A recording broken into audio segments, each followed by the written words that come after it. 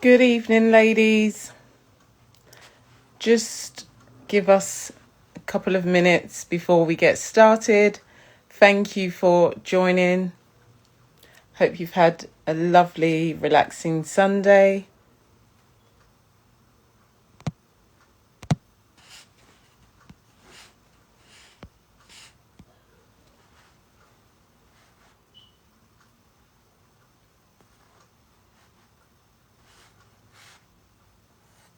Good evening, ladies. Just give us a couple of minutes before we get started.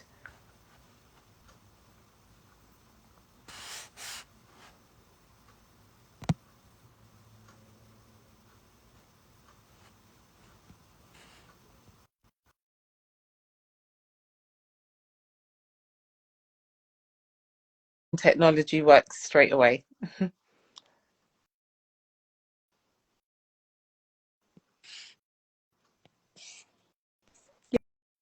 Yay! Great stuff. Hi, Lero. Hello. Great. We're going to kick off. Thank you so much for those of you that are joining us this evening.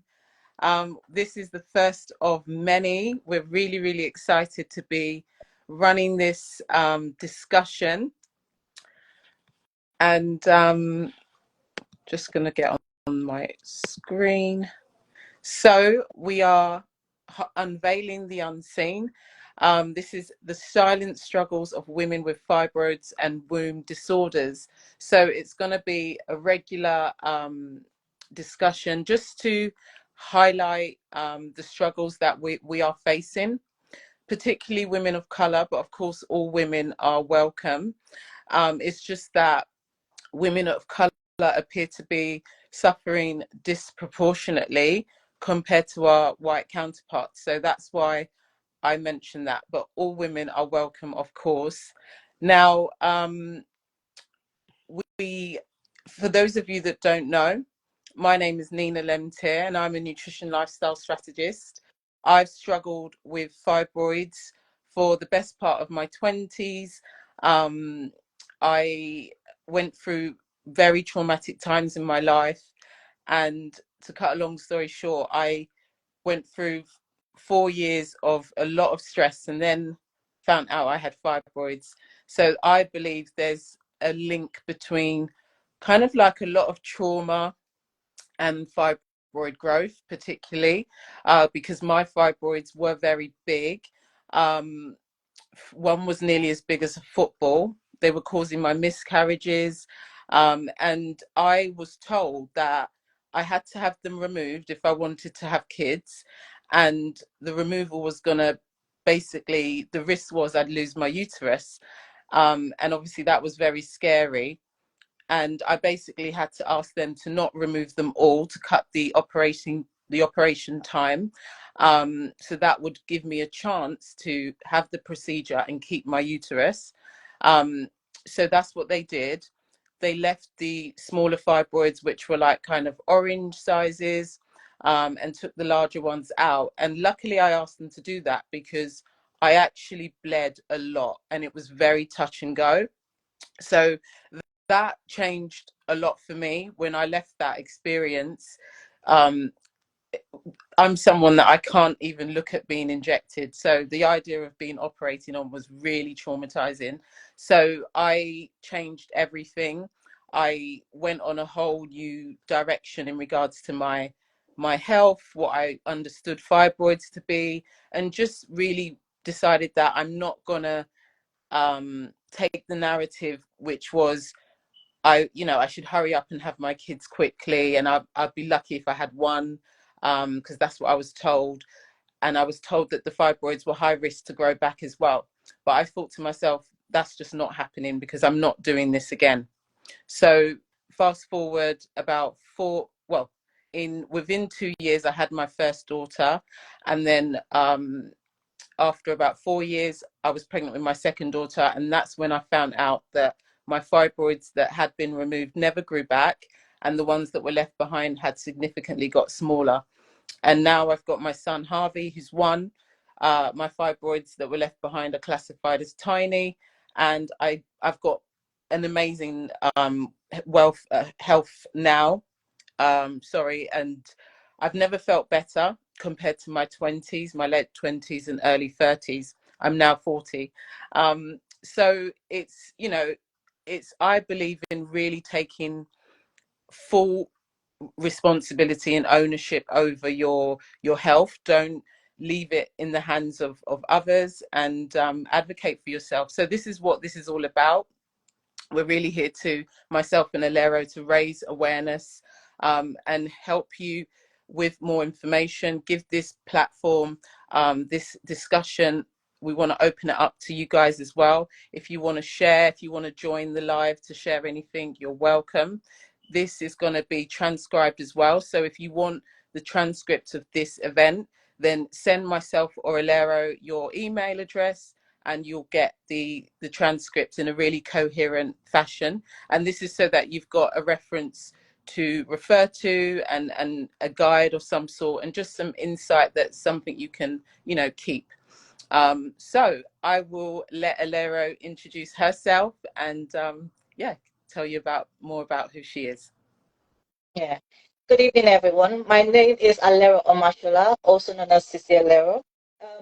My story began from when I was 13. I started having period pains from right from the start of having periods, and up until I was in university, I had to cope with those pains. I didn't know anything about fibroids or anything else, and it was just said that, oh, you have dysmenorrhea, which is heavy painful periods. And while I was in university, it got so bad I had to be taken to hospital, and I was told I had ovarian cyst after a scan, and I had to go into surgery because I could barely walk. And they also found out I had fibroids. Never heard of it, never knew about it, and I ended up with an open myomectomy in 2004. And before this surgery, I've always had very painful and heavy periods. So after the surgery, I felt better. The pain was less. My quality of life was much better. And after a few years, because they said after the surgery, I needed to think of having kids after 6 months, but I wasn't ready for that. I was still in uni. So I didn't think much about it either, because no one actually explained what fibroids was. They just said you have fibroids, it's taken out. And a few years down the line, it grew back again, but I just refused to have any surgery. And years after years and years of surviving with that, going through the pain and everything, I realized as I was diagnosed with other things such as adenomyosis and endometriosis. And in all of that, I first decided to take care of the fibroids to stop it from growing, because it was really growing. I had TRCF to control the growth. And then I realized also I needed to change my lifestyle, what I eat, what I put into myself. And that really helped. Also, thankfully, I met Nina, and she also helped with that. And I got better. My fibroids stopped growing. It just stayed tiny. It didn't grow. So through the years of everything I've been through, 2017, I decided, you know what? There are a lot of things I didn't know that I know now. And I think it's best for me to give more people the awareness so they can help themselves, so they don't have to go through this journey I had to go through to know what they should do. Because lots of people don't know what's happening. They just feel, oh, I've got heavy periods and that's it. They don't realize it's not normal to have heavy periods. It's not normal to have that pain. So, yes, so now that's all I do: awareness, advocating for myself, advocating for women, because lots of BAME women, Black women, we go through this. It's only, we don't know why, but that's how our bodies have been created. So we have to help ourselves so that we can find a best way to handle these things. Absolutely. Thank you so much. And that's just so commendable, you know, that you're gonna share your private life essentially, Yeah, to help in particularly the younger generation, because, you know, if they can learn something that can help them, this can save them significant, not just that's right. physical, but mental, you know, trauma as well. So we're gonna we just want to say we're so thank you. We've got nearly 20 women on. I'm presuming you're all women. Men, you can join, might be here for your wives or partners. Yeah, We're just grateful you're here. We've structured it in such a way that we really want to answer pain points and particular subjects that have been put forward to us.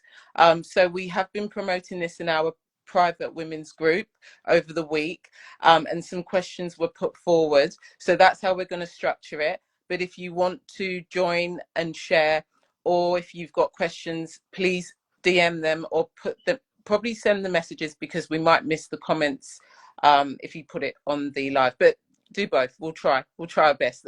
This is the first time. So the first question we're going to cover is, what are the different types of fibroids and where do they grow? Okay, so we have three major types of fibroids. The intramural fibroids, that's really common. You find it around the muscular walls of your uterus. You have the subcellsural, I always have problems pronouncing these words, and they grow outwards of the uterus. And you can find them pushing into your pelvic area. That causes a lot of pain, pushing into your bladder, always making you go urinate. And you have the submuscular fibroids, and they grow like inwards from the wall of your uterus and into the cavity area as well.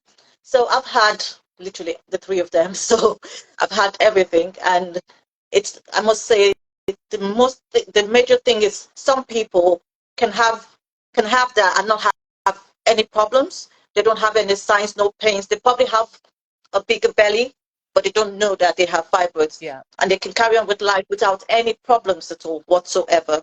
But some people would have it. Some people actually know they have fibroids only when they get pregnant, and that's when they can tell you where it's located. So if you have it in the subcessoral, that's in the what's it called, submuscular, in the womb. That's the one that really affects people when they're pregnant and have miscarriages. So you have to actually know which one you've got. Yeah. And know how to handle it. So for me, I always say you don't need to wait until you have a problem. As a woman, if you get to a certain age, especially if you know you have heavy periods, I would prescribe that you get checked. You have a scan done and find out if you're okay, if everything's fine, so that you don't start worrying about infertility or any problems after marriage or when you're ready to settle down and have kids. Yeah. Yes. So, but most importantly, you just need to know what kind of fibroids it is, if it's inside, if it's outside, if it's both of them, or it's going into the wall of the uterine. Yeah, sure.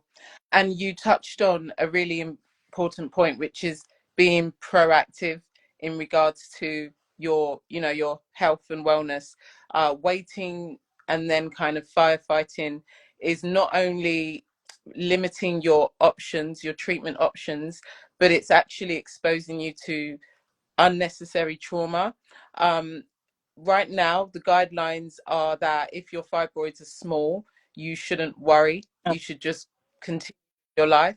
Please don't do that. Don't. If you're lucky, if you're lucky enough to find out you've got fibroids or any diagnosis, PCOS, endometriosis, endomyosis, if you are getting any cysts on your ovaries, this is not a good sign. It's a sign of an imbalance, and a chronic one.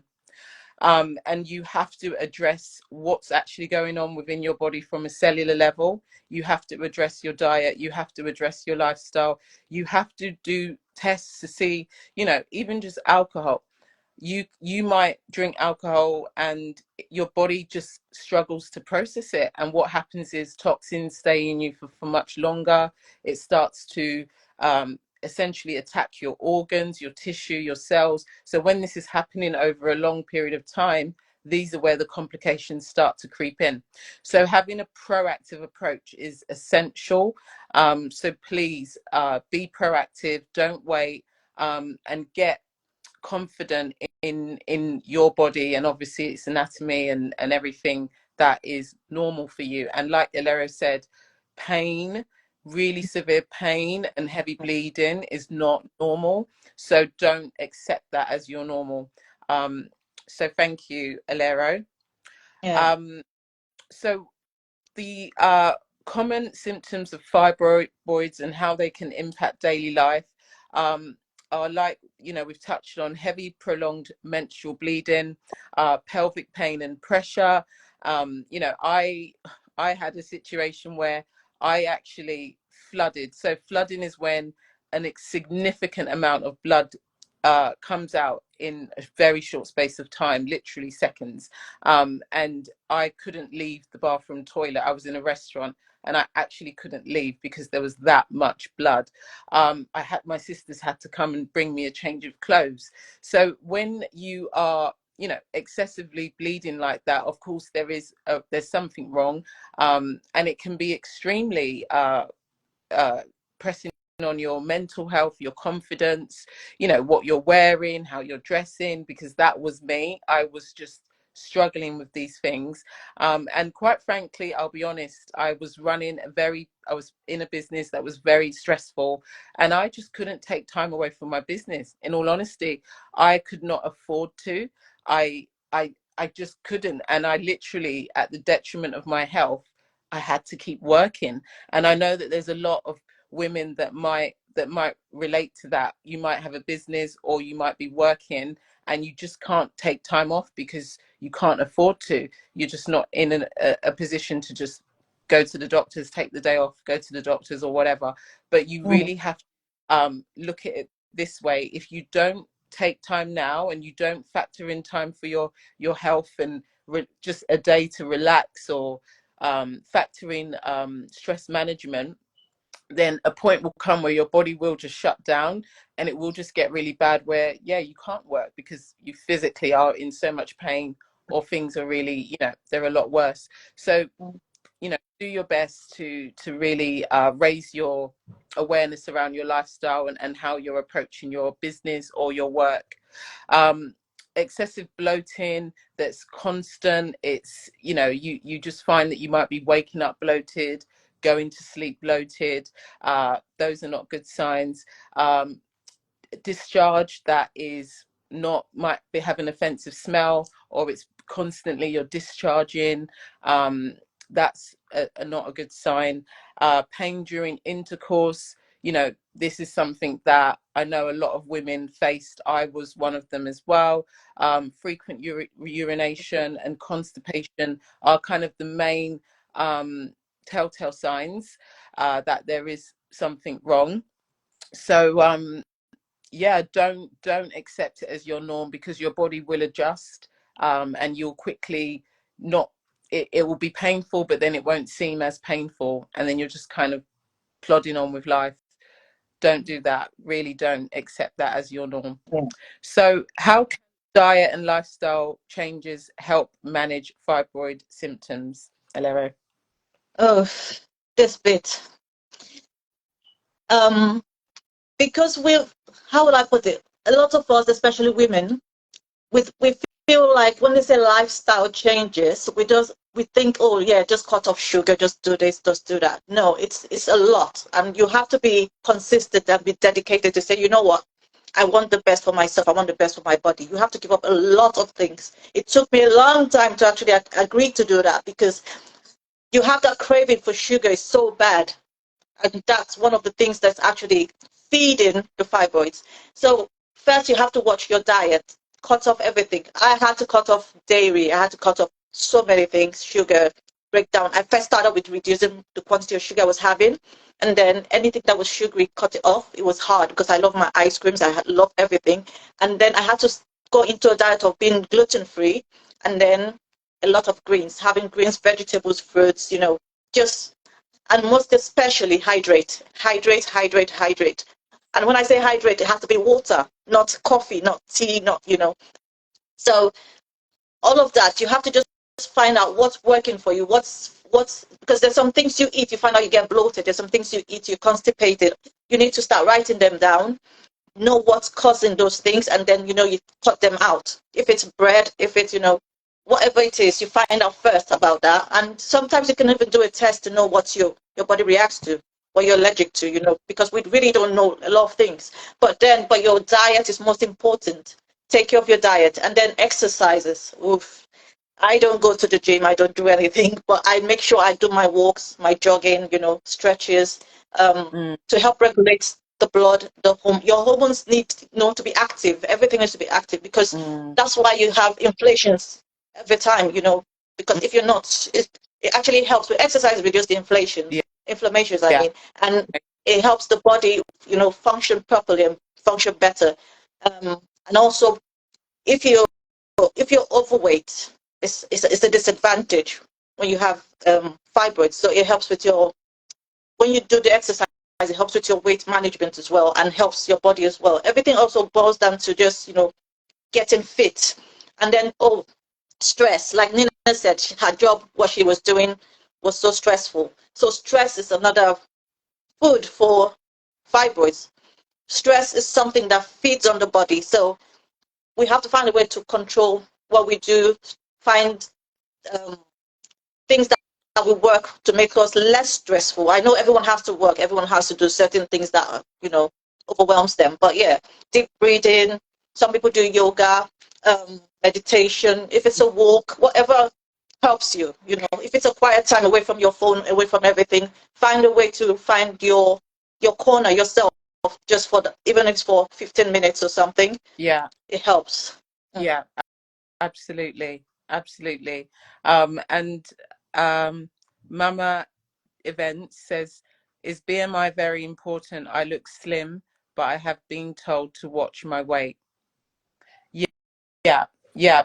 The BMI is a good indicator in regards to like the ratios, your height and what um it's a good guideline. I would say definitely follow it because it's obviously there for a reason. However, if your midsection is a key area to watch. So like how your waist size, because that's where uh toxins tend to build up, and toxins carry water weight. So that will be an indicator to um maybe you needing a detox. So it might not particularly be you having to lose weight, but it could be just flushing your body of those excess toxins, and more just focusing on your body balance, because this isn't about weight. You can be slim and not be healthy, and equally you can be on the bigger side but actually be quite healthy. But it's just about the balance and your hormones. And obviously if you are eating more from certain food groups, then these are likely to be exacerbating your body balance and causing that dysfunction.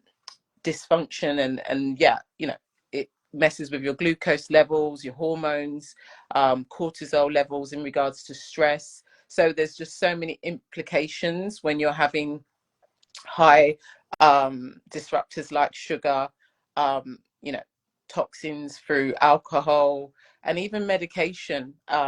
Medication is a toxin, and it's just really looking at how you can reduce medication and look at your diet and lifestyle to address issues with your body.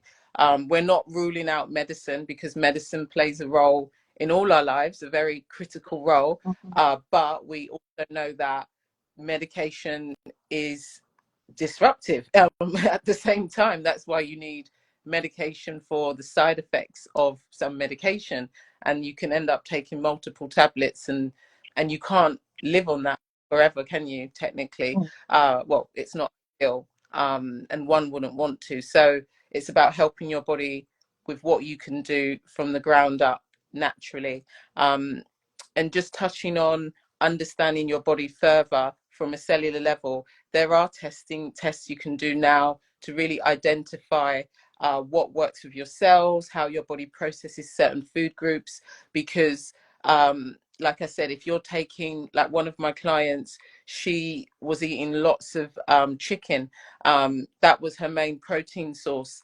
And as soon as she stopped chicken because she was doing an elimination program, and within the first week she was already a lot less bloated.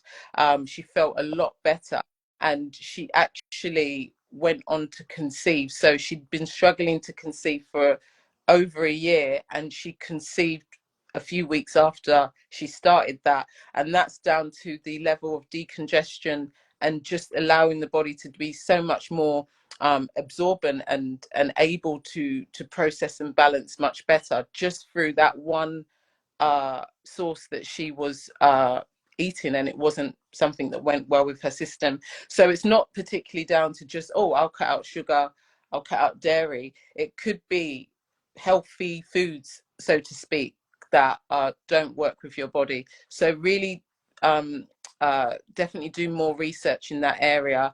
And I must say, since I've been eating more in line with my cells, I can't believe how much better I feel. So many things have cleared up. My one main issue was I used to struggle a lot with my weight, and my skin, and just pains, and it's just amazing that I feel so much better compared to my 20s. It's really ridiculous, because you, so much is attributed to what you actually intake, and yeah, it's remarkable, really. Yeah. What, we've got I a was gonna, question: what food should yeah, I was gonna answer the question from Turi Joy. She's I, asking about ovarian cyst. Turi, what exactly do you want to know about ovarian cyst? Ovarian cyst is usually, you can find it on your ovary or inside your ovary. It's usually like fluid. Most of the time it's harmless. Most of the time it doesn't cause anything. You can have a bit of pain, and then after a while it goes off on its own. But sometimes it could become really bad, and then you have to have surgery. So it all depends on how it is, how long you've had the pain, if you're having any pain, and what it's causing, what side effects you're having. So with that, the doctors might decide, oh yeah, you have to have a surgery and get it removed. Yeah. Thank you. Thanks for catching that. Um, Kaman's asked, what food should we avoid? So if we're going to speak generally, the main foods you should avoid are processed foods. So foods that are essentially man-made, that come in packets, that have a long shelf life. These are foods that have been, lots of ingredients that aren't ideal have been added to keep that shelf life, to keep it preserved so that it doesn't go off and it's able to stay on the shelf. So those foods are foods you want to avoid. You want to avoid food, because those foods carry salts, a lot of artificial kind of salts, and sugars. So that's a huge area. You also want to avoid high animal byproducts, like dairy, animal proteins. And this is my opinion. I personally have reduced animal protein significantly. I get most of my protein from plants, and that's just my preference. You're going to have different perspectives on this area depending on who you speak to, but personally, with the level of chemicals that are given to the animals, obviously, if they are designed to grow the animals very big and fat and all of that to maximize profits, then what happens when we consume the animals? We're getting those chemicals, we're getting those, and things are growing excessively when we don't want them to grow within us as well. So personally, I would keep all of that, yeah, to a huge minimum. So Sonography. lovely heritage Down syndrome, Chichi. Hi, Chichi. She's asking, can fibroids inside the uterus be removed safely without complications? Definitely, it can. Also, depending on where the fibroids are located, not everything is usually being able to, they can't take out everything. So sometimes they're able to take out everything, sometimes they have to leave some behind. But it doesn't mean that they're going to have any effect on you at that point. It's just because for you, just not to damage the womb, they leave whatever they have to leave behind. But if it's not in the place where they feel would damage it, then they take it out. Yeah. Does that answer your Yeah. question? So Nina, I think this question would be best for you to answer because you're the nutritionist. It says Yasni Alana is asking, this question might be answered later. What do you suggest to detox? um to detox, the first thing is to give yourself, I'll just give you a frame rather than just give you the items, because the frame is more essential. So give yourself a 3-month period that you're actually going to work through, and then have a journal to document Alera touched on it earlier, how you feel after certain foods. And now you'd break that 3 months into phases. So the first phase, so that your body doesn't feel overwhelmed, and then you're left with, literally, there's chemical reactions happening within your body when you just cut things off. I tell you, it gets so much harder. So you're better off phasing it in. So the first phase would be to look at your diet, and let's say you're having a hot chocolate every Monday morning and you're having it 3 times a week. You look at where you're having the excess, sugars, and you just take those out, and then bring in some natural sugars. Okay, so the first month is just simply replace where you're having processed with natural, because that's already a level of detoxification, simply because you're no longer having that level of processed foods. And then the second month, you take it up a notch. So now you would look at your meals in regards to carbs. Where are you having excess, bleached carbs, for example, like white breads and white rice, and you can see that you're having a lot of maybe chips, potatoes, all these things, and now replace those with complex carbs. Still obviously keep the reduced processed sugars. Then explore anti-inflammatory foods, complex carbs, add in some exercise. This is a very good shift. And then the final month would be to have I would say 2 weeks of lemon and water in the mornings before you go to sleep. And at this point, you shouldn't be having any processed sugars. It should be natural, and you should be feeling a lot better. And then that month, you can just follow through with that that structure. And then the last 2 weeks, you can take some meals out and replace it with some plant-based shakes. This I find is good to keep your body well sustained, but again, alleviate your digestive system, so you can start clearing out things that have built up within your body.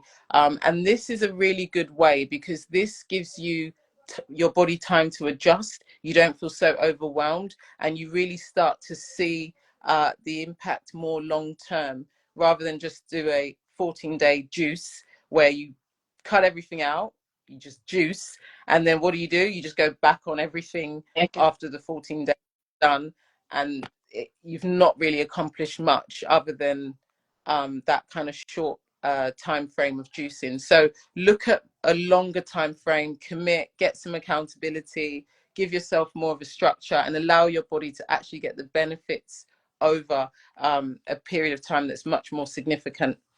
That's what I would say Yeah. to Oh, that by the way, question. if you want to learn how to juice, always get in touch with Nina. She's got the Yeah, best ways of juicing yeah, in the best form. Yeah. So yeah. to withdraw, you say, sorry, Nina. You're saying I didn't know I had ovarian cyst up until they checked me, but I was told it's a normal size, but it's sometimes painful, cause bloating and constant urinating. Okay, so I'm assuming you're having the pain on your left side. I'm going to assume if you're having pains and urinating more frequently, I'm assuming it's there.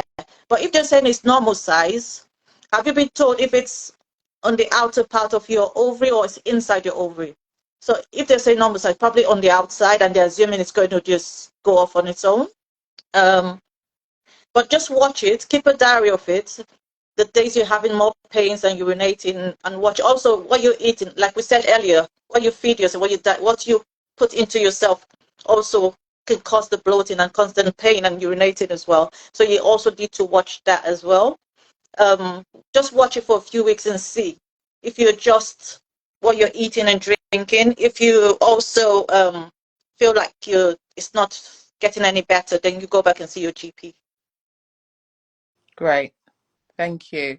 And Tactful said the sonographer told me to avoid things like yam. And yeah, that's a good one, because yam is, high in Right. starch. Yeah, so that is an example of a healthy food, so to speak, but you want to keep it in very small quantities. Definitely, yeah. and you could replace it with something like sweet potato, brown rice. Yeah. Okay, I think we've got all the.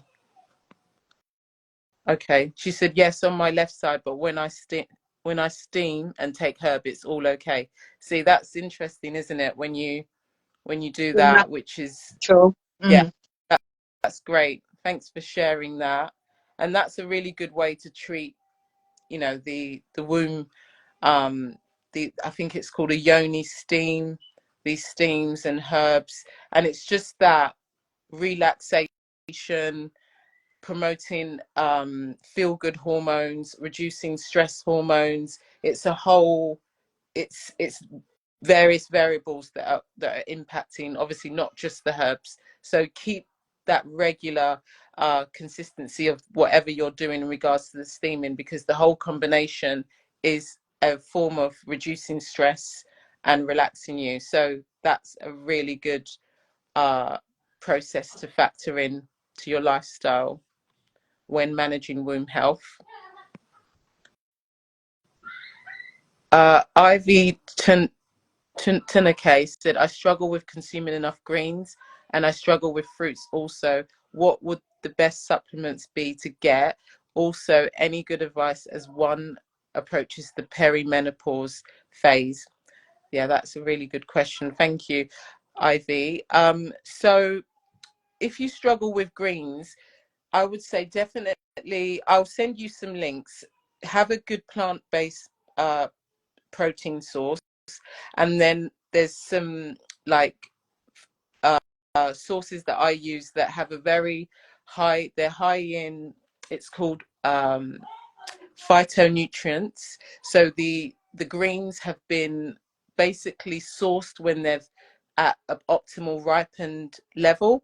You might not be aware, but fruits and vegetables are farmed whether they're ripe already or not. So the fruits and veg that are actually allowed to ripen to a certain level they have a level of nutrients that's much stronger. So that's something to remember when you're choosing the greens composition. So you really want to go with companies that only use vegetables and greens and things that are at a certain ripened level, so that the nutrients are maximized and it will have a high bioavailability, which is how your body absorbs the nutrients, and of course what you would get from that dose, so to speak. So having a good source of greens to boost, and a great way to get that in is adding that to the smoothie, to the shake, or to like salads, and just adding it in that way. um, and that's how I strategically deal with, because let's face it, every day you're not going to eat, a certain level of greens Mm. food. It's as much as we try, there's going to be days that you're going to need a top up. So definitely, I'll send you some links for some reputable ones. But yeah, just adding those compositions to the shake is a really convenient way to boost your greens as well. And advice as you approach the perimenopause, I would say absolutely get tested to really see what foods work for you, because this will be critical for how you transition, and obviously how comfortable the transition is for you. So I would say, I'm presuming you haven't, stop guessing, do test so that you can just go straight in with the right approach in regards to food groups. And this will be a very good strategic way to help yourself through this perimenopause phase. I do offer tests, so if you want to drop me a message, I'll send you some information. And it's a really good way to get very concise with what your body needs at this stage. But stepping away from that, obviously just look at ways to manage your stress levels, eat more whole Exercise. foods that tree grow from the ground, keep your hydration optimal, make sure you're boosting your water with electrolytes, because when the water doesn't have, your body needs a certain level of electrolytes and amino acids to actually let your body get to absorb the water, would you believe? So you can actually drink lots of water, but if your electrolytes is off, you're actually going to find that water is just going straight through your body. Your body's not actually able to absorb it at optimal levels. So look at that as well, and really start to follow a good routine with your body, especially in regards to weight elimination. So you should be having set times that you do a number 2, in a nutshell, because this is a good sign that your body's in a good routine, and this will be in line with whatever food plan that you're following. So that's what I would say as a general answer. I hope that helps. Great. Thank you so much for joining us. We did want to keep it to about 30 minutes. We have gone over by 11 minutes. We're going to hear once a month. We're going to, as I said, listen to the questions that are put to us in our private women's group. If you want to join that group, you go to the link in my bio, and it's the community, holistic wellness community. Send us a message with your emails so that we can send you the transcript of this event, so you can have something to refer to. It will be in a really coherent manner, so you can almost keep it like a glossary, because Alero's really touched on some really good tips, and I think we've had some really good questions. So thank you. Please share this with other ladies as well. As I said, it's a discussion that we want to keep going, and the idea is to save the younger generation unnecessary trauma and stress. And obviously the old, I'm 40. Oh my gosh, I'm in my 40s. The 40s, 50s, we want to be able to empower ourselves as well, and keep ourselves as healthy and happy, and it's about improving our quality of life. So thank you for joining us. Thanks, Alero, and we'll see you next. So just before you go, there's one question there. Someone's asking supplements you can recommend for fibroids. Just a quick one before we go. Any supplements you can recommend for fibroids? There's quite a few. So milk thistle off the top of my head, a high quality fish oil, very high quality fish oil, vitamin D, high absorbent vitamin D. Make sure you're getting a good combination in the morning and in the evening. Make sure you're taking L-arginine, but make sure it's combined with antioxidants as well, so that will improve the absorption. I can send you some information, because it also has to be tailored towards, again, what your particular needs are. But a general, just cover your omegas, vitamin D, and having a very key morning routine and a nighttime routine for waste elimination as well. So I hope that helps. But yeah, drop me a message if you want a personalized approach, and I will direct you in the right direction. Thank you, lady. Thank you. Lovely Sunday for joining in. Have a good evening. Thank you, Nina. Bye. Thanks, Bye. Bye.